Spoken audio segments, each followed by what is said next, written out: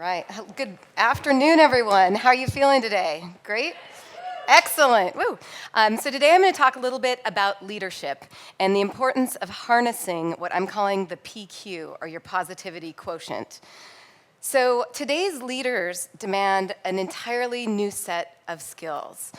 In today's world, a leader must be able to navigate through all the complexities of technology innovation, globalization, and the notion of extraordinary competition. While at the same time, they need to understand and harness the new social culture that's upon us, and they need to be able to understand the mindset of the new generation of workers.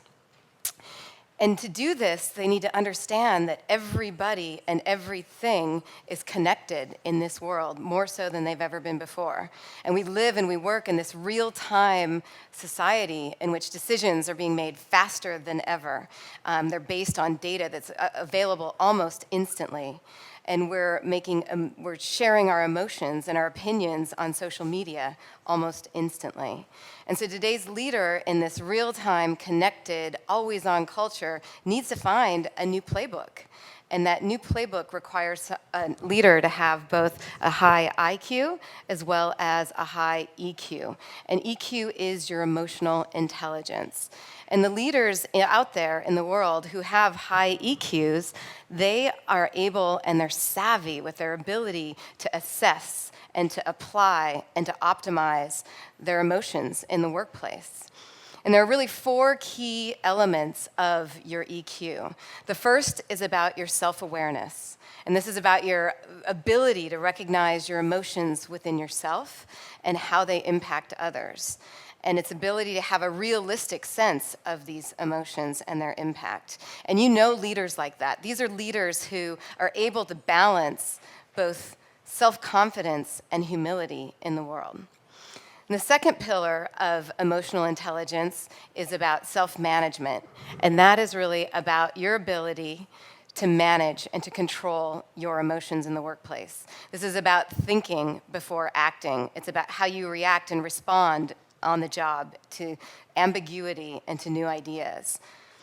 The third pillar of emotional intelligence is about social awareness. And this is really about your ability to understand and assess the feelings of others in the workplace. It's about your ability to empathize with others, your ability as a leader to put yourself in the shoes of anyone at any level in an organization and understand what they're thinking and how they're feeling.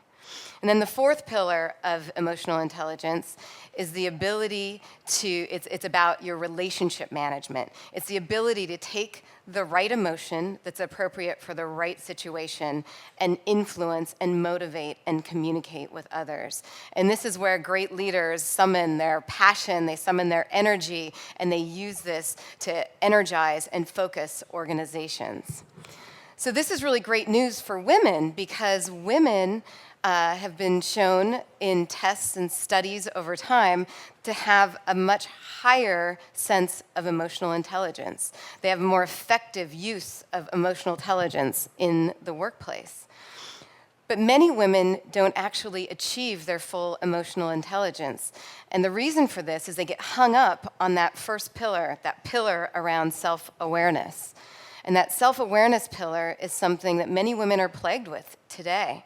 They're plagued with self-doubt, they're plagued with self-criticism, and it gets in the way of their ability to succeed and their ability to be strong leaders.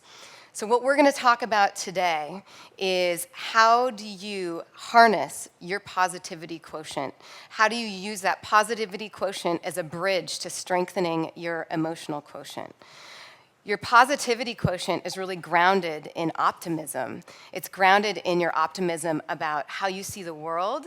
It's grounded in your optimism about how you see yourself. And it's grounded in your optimism of how you learn from your life experiences. And positivity truly is the connective tissue, I believe, between IQ and EQ. So before I start talking about it, I want to share a story about my grandma. She just passed away at 98. She was 1 month shy of being 99. She was working towards that. And she started every single morning of her life the same way. She would throw open the curtains and she would say, "Good morning, it's going to be a beautiful day." And we lived in Montana, so it wasn't always a beautiful day, right? She started every single day that way. And she lived on her own until she was 97. And my mom retired, and she moved in with her. And my mom was home for her first day back at home with her mom and her first morning. And my grandma comes out of her room in her walker, and she takes, one step at a time. It's a 10-minute journey to get from the bedroom to the kitchen. She walks in, and she says, "Good morning. It's going to be a beautiful day." And my mom forgot about this, and she was reading the paper and grumpy, hadn't had her caffeine yet, whatever. She didn't respond with equal enthusiasm. So my grandma said, "Well, that's not good enough. Let's try this again." And she took her 10-minute journey back to her room, turned around, came back in, and said, "Good morning. It's going to be a beautiful day." And that, to me, is so important because my grandmother realized that starting your day with optimism was so important because it sets the tone for everything and everyone in your path. And she truly believed that with a positive attitude and a little lipstick, you could change the world. She was right. Woo!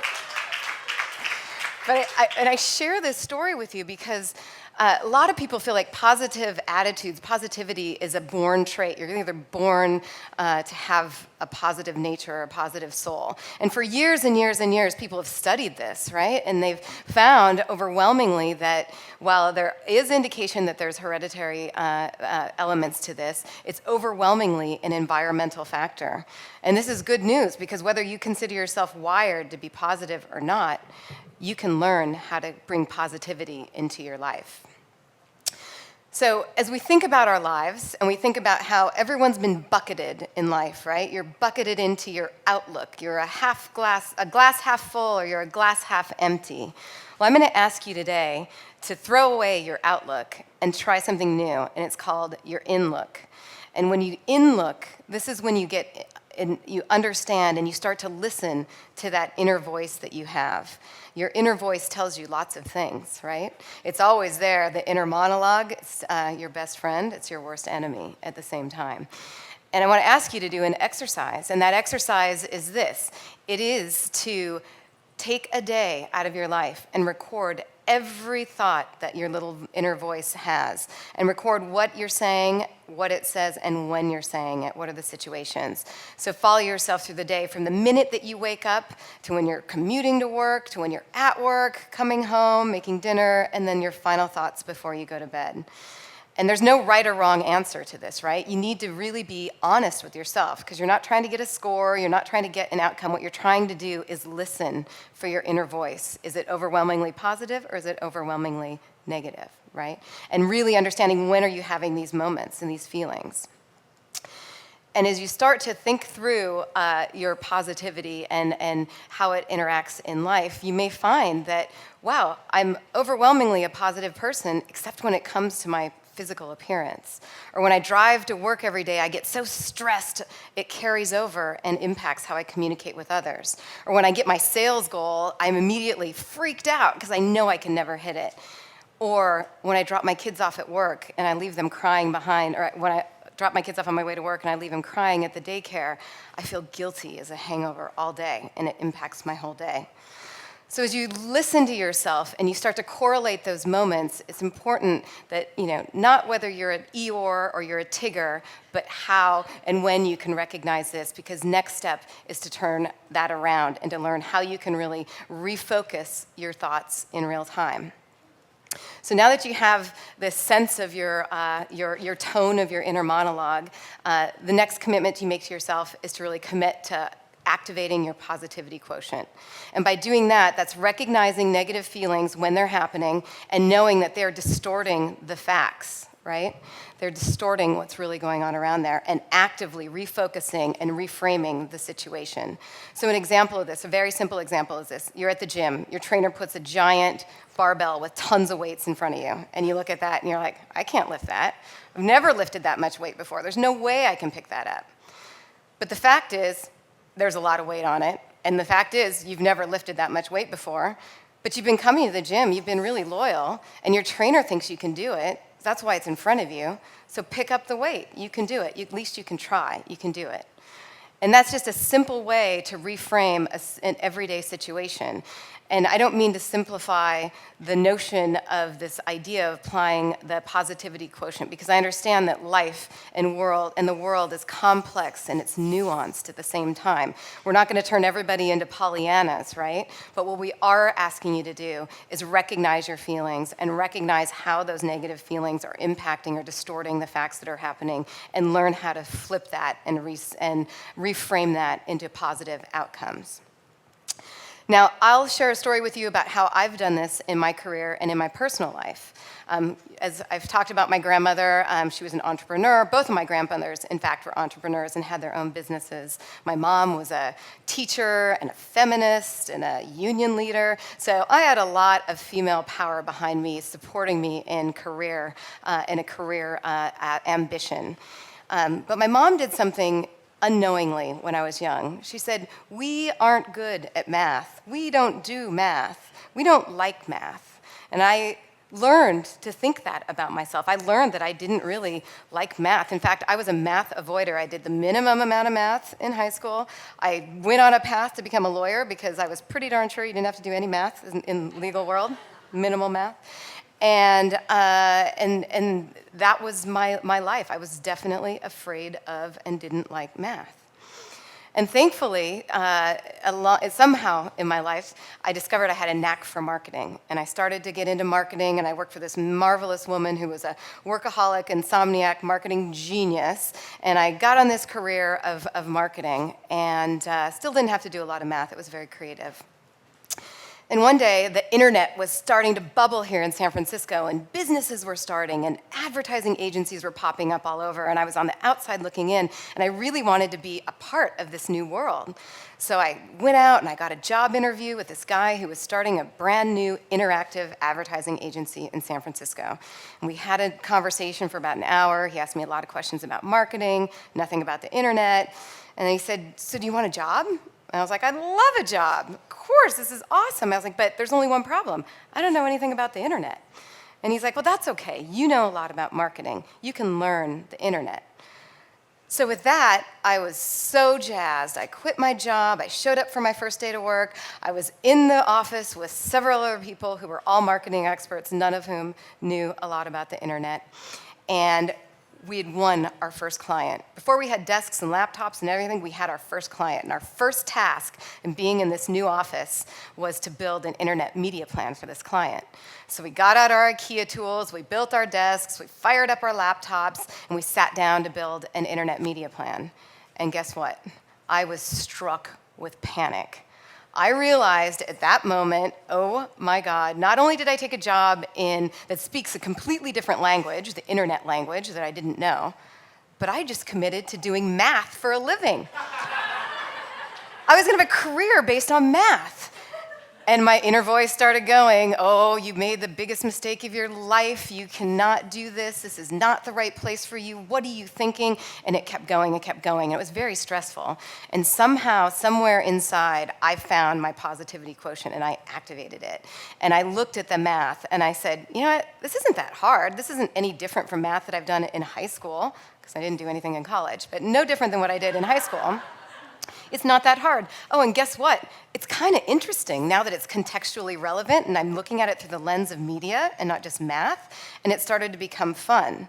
And then I started looking at the fact that nobody knew the language of the internet at that time. It wasn't just us. Nobody knew the internet language. And it was like, I approached it like learning a foreign language, because it was all based on the same principles of marketing that I knew so well. And it was just modernizing it with modern words and modern techniques. So this was a really important moment for me. It was actually a magical moment for me, because all of a sudden I found my passion, I found my purpose, I freed myself, I turned from learner into leader at that moment in time. I knew that the purpose of my life was to convince the world that digital marketing was the key to the future. And this is a time when nobody believed it was going to happen. And that, to me, is an important part of my career goals and my career development. And I was so passionate about it. I turned into the workaholic insomniac freak. I was working 12 and 14 hours a day, every day. And I was so excited about it. And then one day I came home, and my husband's like, honey, come here, I made you something. I made you a present. So I get home, it was the end of the summer, I sit on the couch, he pops in a VCR, because this is back when we had those things, VCRs, and he pops in a tape, and he had videotaped every sunset of the summer. I had missed every sunset of the summer because I was so focused on work. And immediately my inner voice is going, oh, you're so selfish, how could you do this? How could you be so unaware? How could you be so absent? And it took me a while to dig deep, right? I had to dig deep for the positivity here. And what I focused on was not my guilt, but my gratitude for having such an amazing husband, right? And I focused on the fact that while I did miss that summer, I invested in the most important summer of my life because it was the beginning of my career and my passion and my future, and it's gotten me to where I am today. So I truly believe that harnessing your positivity quotient is the key to leadership. It makes you a stronger leader. And as we look at the skills that are required in today's workforce in harnessing your emotional intelligence, the things that you do for your PQ get you and guide you and build your emotional intelligence. That whole notion of your in-look helps you build self-awareness and helps you have empathy for others. The whole notion of applying PQ to your life to reframe negative moments helps you understand how to control your emotions in the workplace and how to influence others. And when you look in the world, McKinsey's done a number of studies about women in leadership, and they've did a study called Centered Leadership. And they studied a number of women leaders and correlated their leadership traits with their success. And there was one common spirit, one common thread that ran through each and every woman in their study, and that was extreme optimism. And that optimism is what helped them overcome obstacles, it helped them find meaning in their life, and it helped them with their relationships. So if you believe that optimism is environmental, if optimism is a learned trait, then that means you have a choice. You have a choice to activate your positivity quotient at every point in your life. And many people say success is a state of mind, and what I would posit to you is that success is really your state of mind. So with that, I hope you have a powerful and positive day, and thank you for having me here today.